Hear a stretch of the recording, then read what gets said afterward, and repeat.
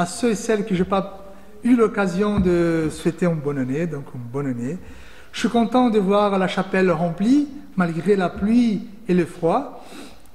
Et nous sommes là pour nous rencontrer, pour glorifier notre Dieu et aussi entendre une parole qui touche notre cœur. Je voulais lire un texte tout petit, c'est les salutations de Paul à la lettre des Éphésiens, à la lettre destinée à l'église d'Éphèse.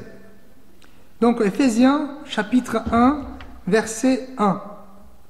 Paul, apôtre de Jésus-Christ, par la volonté de Dieu, aux saints qui sont à Éphèse et aux fidèles en Jésus-Christ, que la grâce et la paix vous soient données de la part de Dieu notre Père et du Seigneur Jésus-Christ. Voici la parole de Dieu. Je vous invite à la prière.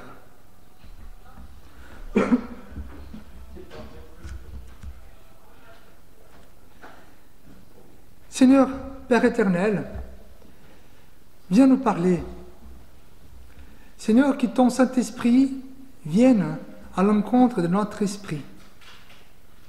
Et qu'on soit instruit, Seigneur, afin de marcher selon les voies de Jésus-Christ. Donnez-nous, Seigneur, la compréhension de la Sainte Église universelle. Nous t'en prions au nom de Jésus. Amen. Frères et sœurs, si je vous pose une question, qui êtes-vous? Quelle serait votre réponse? Peut-être vous allez répondre selon votre métier, je suis Fabio le pasteur. Peut-être que vous allez répondre par rapport à votre famille. Donc je suis, dans mon cas, Génovès, mais Dupont ou autre. Peut-être que vous allez me répondre par rapport à ce que vous aimez. Je suis un amant de foot, par exemple. En tout cas, il y a plusieurs manières de répondre à cette question. Qui êtes-vous? C'est vrai que nous vivons aujourd'hui dans une société, surtout par rapport aux jeunes, on a du mal à avoir une identité. Même pour ceux et celles comme nous qui sont nés avant les années 2000, c'est pas toujours tout à fait simple de dire qui sommes-nous, de répondre à cette question. Alors je peux rajouter une autre question là-dessus. Alors, qui êtes-vous dans l'Église? On parle de l'Église, Église universelle ou l'Église catholique. Catholique et universelle, ça veut dire la même chose. Ce n'est pas l'Église romaine, mais c'est l'Église universelle.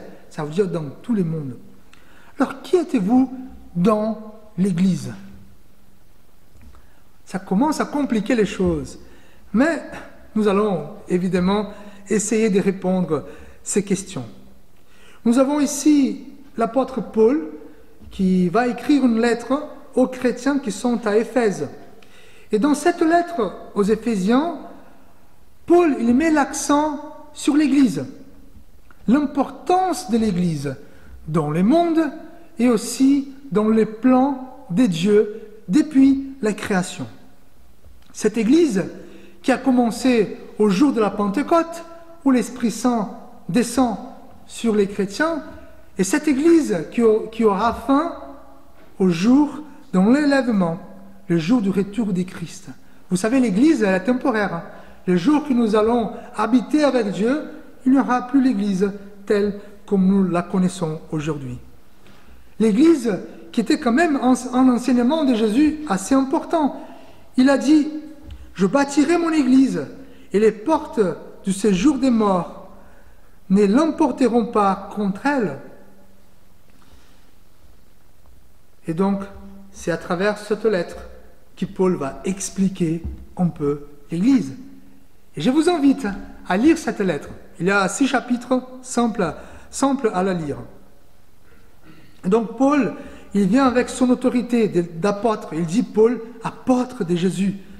Apôtre, ça veut dire envoyé. C'est lui qui est envoyé par Jésus lui-même, par la volonté de Dieu. Donc il a quand même une autorité ici pour expliquer qui sommes-nous et ce qui est l'Église. Au début de la lettre, Paul ne va pas trop parler de l'Église, mais il va parler de ceux qui appartiennent à l'Église. Donc, il va parler des chrétiens. Vous savez, l'Église, c'est le rassemblement des chrétiens, évidemment. L'Église n'est pas les murs, l'Église n'est pas la chapelle, l'Église n'est pas les temples, ni l'Église. L'Église, c'est l'habitation du Saint-Esprit. Donc, tous ceux et celles qui ont cru et qui ont accepté Jésus comme sauveur. Et donc, c'est très important, avant de parler de l'ensemble, Paul parlera de l'individu. Il va essayer d'éclairer qui sommes-nous, qui sont ces chrétiens, qui sont ceux qui appartiennent à l'Église. Et donc, tout de suite, au premier verset, il dit « aux saints qui sont à Éphèse ». Alors, il va nous nommer des saints, les saints. Nous sommes les saints. Qu'est-ce que ça veut dire? C'est un mot assez chrétien quand même. Parfois, on emploie ces mots pour parler des grands héros de la foi, quelques saints. Mais Paul ici, il parle de nous tous. Tous les chrétiens sont des saints. Qu'est-ce que ça veut dire être saint? Et donc, en fait, saint, c'était un mot employé pour parler des choses qui étaient séparées pour un culte. Voilà. Tout ce qui est séparé pour un culte, ce sont des choses saintes. Cela est vrai dans la religion chrétienne, dans la religion judéenne et aussi dans toutes les autres religions. Et là, je vous donne quelques exemples. Dans l'Ancien Testament, on parle du temple, un temple qui était saint. On parle des sacrifices, on parle même d'un jour. Le Shabbat, le samedi, était un jour saint. Pourquoi? Séparé pour un culte à Dieu. Et dans le Nouveau Testament, la sainteté, ou quelque chose qui est sainte, c'est aussi séparé, mais c'est toujours lié à Jésus-Christ. Donc, nous pouvons conclure que Paul, il parle aux saints, et tous les saints sont ceux et celles qui sont séparés pour la gloire de Dieu, pour un culte à Dieu. Donc tous les chrétiens sont séparés pour rendre un culte à Dieu. Frères et sœurs, nous appartenons à Dieu et l'Église est une communauté des gens qui appartiennent à Dieu. Le piège qu'on peut tomber, c'est de penser qu'être saint, c'est une question d'avoir un bon comportement moral et éthique. Être chrétien ne se résume pas en ce que nous faisons, pécher ou ne pas pécher. La sainteté, c'est avant tout une question d'appartenir à Dieu. Nous sommes séparés parce que nous appartenons à Dieu. Par exemple, cette table. Si on disait que cette table est sainte, ça veut dire qu'elle appartenait à Dieu. Donc on ne pouvait pas manger là-dessus, on ne pouvait pas jouer des cartes, c'était une table qui appartenait à Dieu et qui devait servir au culte, pas d'autre chose. Et donc si nous sommes saints, nous appartenons à Dieu, nous sommes à lui.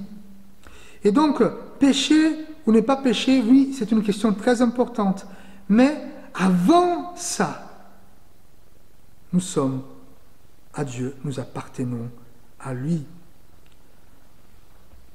Nos œuvres, nos actions, notre comportement ne peuvent pas acheter le droit d'appartenir à Dieu. Seulement Christ peut nous accorder ce privilège. Donc une autre chose qu'on peut constater tout de suite, l'Église est une communauté des gens qui appartiennent à Dieu et des gens qui ne sont pas des super-humains, des gens qui ne sont pas parfaits. Une question qu'on peut se poser, suis-je saint ou pécheur? Fabio, là, tu parles de sainteté, d'appartenir à Dieu, mais j'ai commis encore des péchés, j'ai des fautes. Alors, qui suis-je? Je suis saint ou je suis pécheur? Alors, c'est vrai que Dieu a créé toutes les choses bonnes, très bon, comme il dit, même les êtres humains.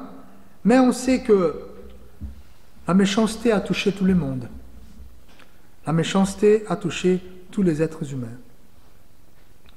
Alors, il y a un théologien qui il pose des questions concernant au péché et aux pécheurs. Il dit, sommes-nous uniquement d'horribles pécheurs? Notre identité se résume-t-elle à cela, même en tant que chrétien? L'histoire s'arrête-t-elle là pour autant? Quand même, c'est une réalité qui peut bouleverser. Suis-je pécheur et c'est tout?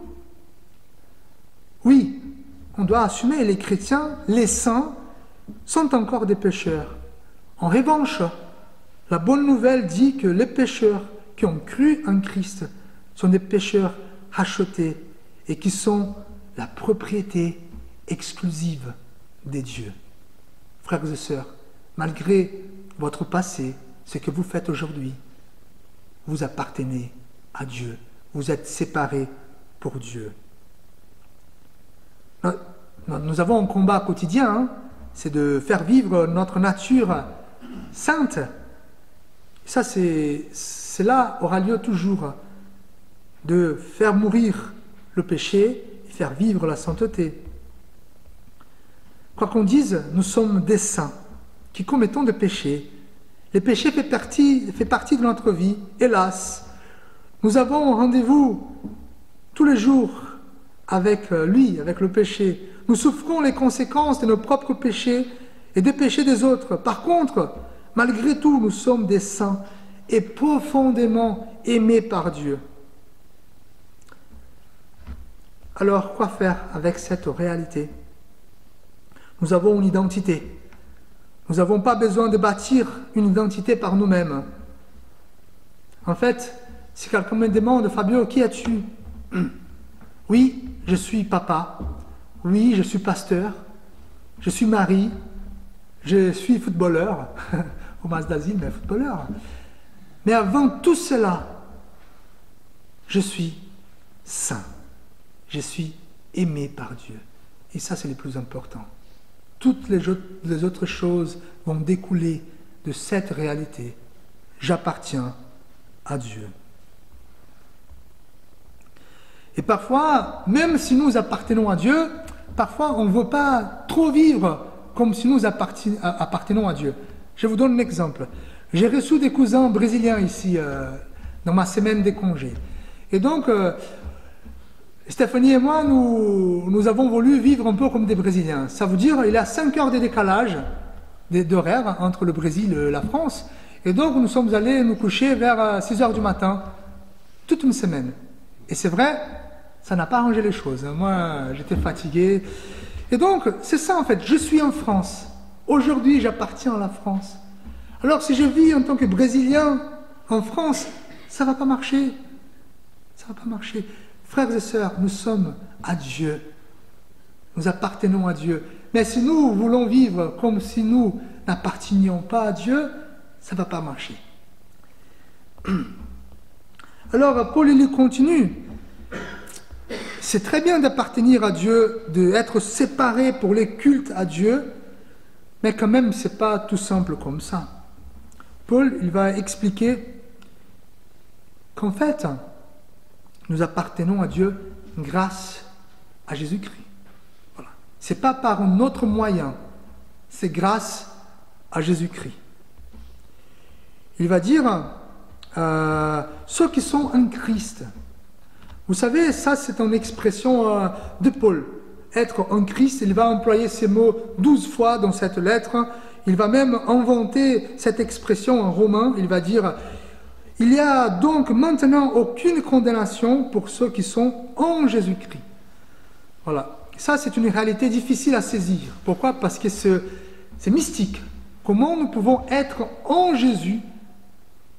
Voilà, mais c'est une réalité spirituelle. Et en fait, pour être en Christ, il faut croire en lui. Comme dit Jean chapitre 3, « Car Dieu a tant aimé le monde qu'il a donné son Fils unique, afin que quiconque croit en lui ne périsse point, mais qu'il ait la vie éternelle. » Pour cette raison, ceux qui sont saints sont ceux qui sont en Jésus-Christ. Alors, Jésus dit que la porte, elle est étroite. Il dit que c'est difficile d'y passer. Alors, la question qu'on se pose, qui peut passer par cette porte étroite? Ceux qui sont minces, ceux qui ne sont pas trop grands, en fait, il y a un seul qui peut passer par cette porte. Parce qu'ici, ça ne parle pas de la taille de la porte, mais aussi au niveau moral. Qui peut passer? Qui est assez parfait pour passer par cette porte? En fait, il y a un seul qui peut passer par cette porte étroite, c'est Jésus. Et c'est pour ça que pour que nous puissions passer aussi, il faut que nous soyons en Jésus. Et en lui, nous pouvons passer. Voilà, frères et sœurs, nous appartenons à Dieu parce que nous sommes en Jésus.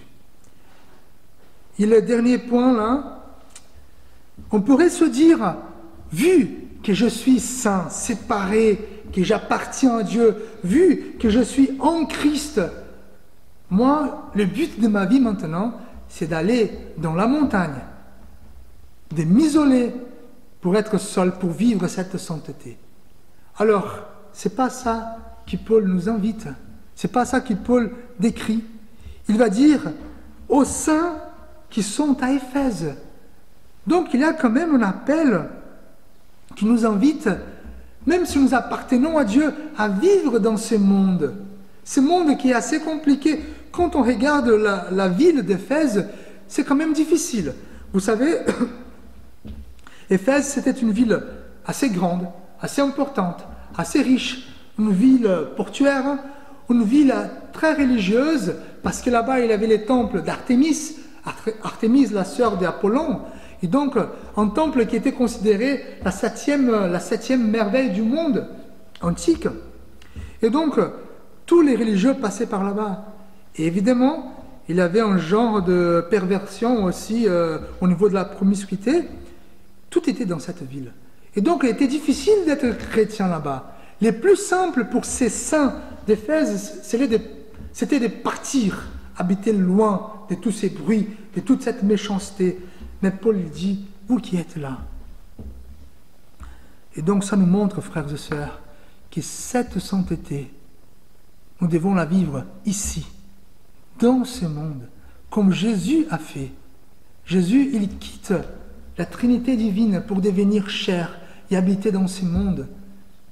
Dieu nous invite à vivre ici, dans ce monde. Alors, moi j'aimerais bien être seul avec ma famille, mais ce n'est pas à cela que Dieu m'invite. Et donc, restons ici, au Mas d'Asile, ou ailleurs, en Ariège, avec toutes les difficultés qu'il y a. Mais, quand même, soyons des témoins de cette appartenance à Dieu. Frères et sœurs, Christ, il nous a montré le chemin. Il a montré que cela est possible, d'appartenir à Dieu et de vivre dans ce monde. Vous savez, moi, ma première formation à la faculté, c'était une formation d'art. Et j'étais, on va dire, dans la branche des dessins animés. Donc, j'aime bien les dessins animés. Alors, il y a un dessin animé, peut-être que vous ne le connaissez pas, c'est Cendrillon. Est-ce que vous connaissez Cendrillon? Cendrillon, c'est un peu l'histoire de tous les chrétiens. Pourquoi? Parce que c'est Cendrillon qui est dans une maison où il y a la belle-mère méchante avec ses belles-sœurs méchantes. Et à un moment donné, le prince vient pour la prendre et pour l'amener au château. Ça, c'est l'histoire des chrétiens. Vous voyez, dans le monde, Jésus il vient pour nous racheter, pour nous amener vers son royaume. Après, ce qui était, j'imagine, là j'imagine, que pour Cendrillon qui a vécu toute sa vie en faisant les ménages, en vivant dans une maison rude, difficile à vivre, Et maintenant, du jour au lendemain, elle va habiter dans un château en tant que princesse. Il fallait laisser les anciennes habitudes pour apprendre et acquérir les nouvelles. Et ça sommes nous, frères et sœurs. Nous appartenons à Dieu. Il faut que nous laissons derrière des anciennes habitudes pour apprendre des nouvelles, celles du royaume de Dieu. Je termine avec une citation d'un pasteur. Il dit: « Vous n'êtes pas ce que vous avez subi. » Frères et sœurs, la vie ne nous gâte pas. C'est difficile. Nous ne sommes pas ce que nous avons subi. Il continue: « Mais vous êtes ce que Jésus a fait pour vous. Vous n'êtes pas ce que vous faites, mais ce que Jésus a accompli. Ce que vous faites ne détermine pas qui vous êtes. En réalité, c'est plutôt que vous êtes en Christ qui détermine ce que vous faites. » Voilà. Et comme dit le verset 2, que la grâce et la paix vous soient données de la part de Dieu, notre Père, et du Seigneur Jésus-Christ. Frères et sœurs, vivons comme des saints. Amen. Prions. Seigneur, merci pour ce texte qui nous rappelle que nous appartenons à toi, grâce à Jésus-Christ. Une réalité difficile à saisir, une réalité spirituelle, mais que ton Saint-Esprit puisse mener notre esprit dans cette compréhension et toucher nos cœurs et toucher notre vie afin que nous vivions pleinement et conscients cette vie des saints. Nous t'en prions au nom de Jésus. Amen.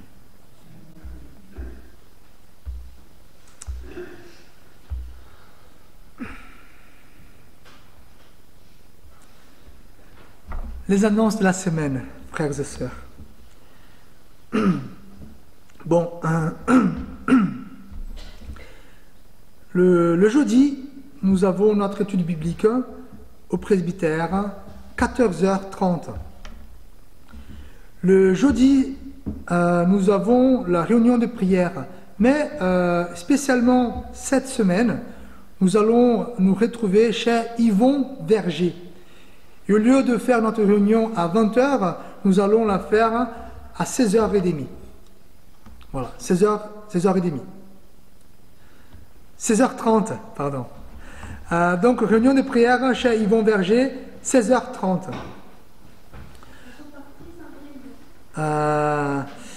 Je voulais aussi vous demander de prier pour les camps ski avec les jeunes, qui aura lieu les 18 et le 19 février.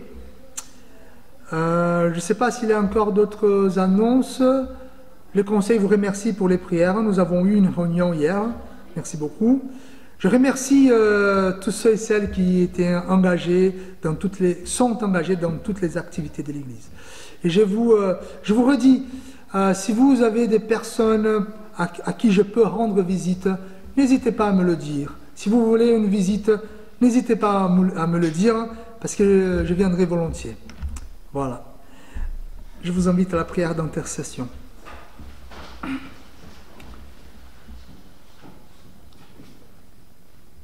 Dieu, notre Créateur et notre Père, nous t'implorons pour tous les hommes et les femmes, quel que soit leur état et leurs conditions.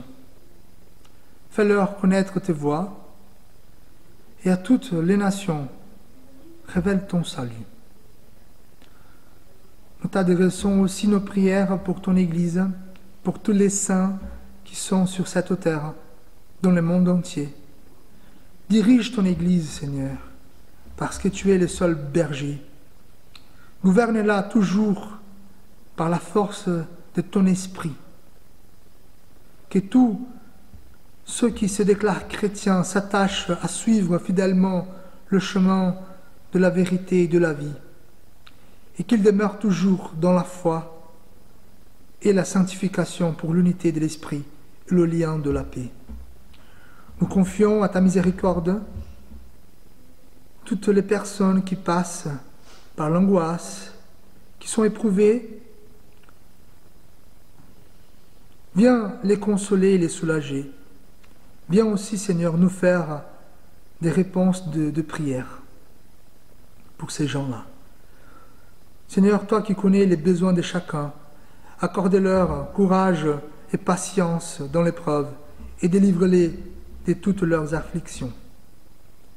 Ô Dieu, bénis, remplis nos cœurs de ta connaissance et que nos lèvres chantent ta louange. Nous voulons célébrer ta sainteté, Seigneur. Nous te prions au nom de Jésus. Amen. Je vous invite à vous lever pour recevoir l'exhortation et la bénédiction de notre Dieu. 1 Corinthiens chapitre 6 nous dit « Et c'est là ce que vous étiez, quelques-uns de vous, avant d'être saints. Mais vous avez été lavés, mais vous avez été sanctifiés, mais vous avez été justifiés au nom du Seigneur Jésus et par l'Esprit de notre Dieu. » Que l'amour de Dieu, notre Père, que la grâce de Jésus-Christ, notre Seigneur, et la consolation et la force du Saint-Esprit soient avec vous tous, vous qui êtes saints. Amen.